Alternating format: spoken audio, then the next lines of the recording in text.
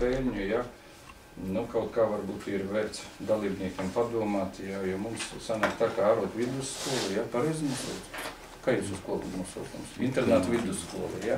Viņiem trūkst, principā, 16,000 šogad, lai izdzīvotu. Tas jautājums arī iekļaut šodien dienas kārtību, un tāpēc es domāju, ka, nu, varbūt jūs tur dalībnieki, saimnieki, īpašnieki varētu vienoties par kaut kādu dividendu izmaksāšanu mūsu daļai, lai mēs varētu budžetu palielināt un izmantot, lai nodrošinātu skolai nepārtrauktu darbību un nespriedzi no budžeta. Ja. Budžeta ir tā, kā ir. Ja tu vari pasēdēt, vari paklausīt. Jo, diemžēl mēs apstiprinājām skolai budžetu, neparaidzot tālāk finansējumu. Nu, faktiski, ja tā visu salikt, ja, nu, līdz decembris, ja, vai oktobris pusi, ja. Nu, 16,000. Es sapratu, mums ir ļoti vienkārši situācija. Mums ir ļoti daudz ko dalīt tur, ja, bet uzņēmums ir veiksmīgi strādājis un pelnījis tikai vienu iemeslu dēļ, ka no pirmās dienas ir sapratis, ka izraut no naudas plūsmu, kas ir rūpīgi un mērķtiecīgi ilgadu termiņā plānota, ir bijis pareizais, ka nav bijis solīts un dots tas, ko nevar iedot. Ja? Šobrīd ir arī tā, ka mēs nevaram dalīt neko, kamēr neesam beiguši šo projektu un neesam saņēmuši atpakaļ šo atbalstu.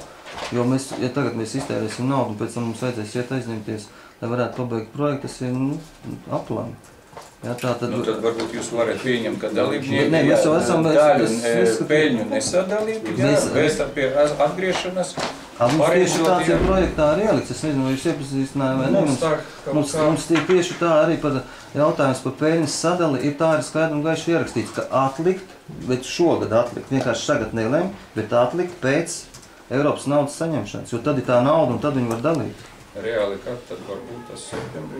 Nu, nē, mēs līdz augustam domāju, ka nenovilksim. Mēs jau spiežam uz Jāņiem, apmēram spiežam. Un tad mēs, nu, teiksim, saucam sapulci. Šī jautājumā mēs varam griezties, var pārstāvs griezties, vai esam saņēmuši vai neesam. Ja mēs paši arī esam interesēti, jo, mēs var strādājam, lai pelnītu galu galā. Ne jau, lai, jo tie 10 gadi mēs esam, var teikt, to, kas bija jāizdara, beidzot izdarījuši. Tā kā es teicu, visi tie jautājumi, kas bija svarīgākie, ir izdarīti. Zeme ir ierakstīta uz mūsu vārdu, objekts ir sakārtots juridiski zemes grāmatās.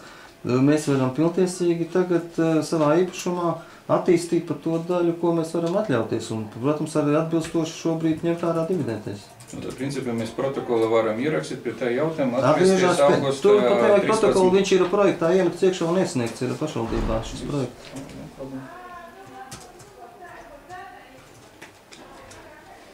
Nu, tad redzēs, kas ir 100 vai tur būs vairāk šī brīdī, saka, nu, teiksim, ieņēmumu.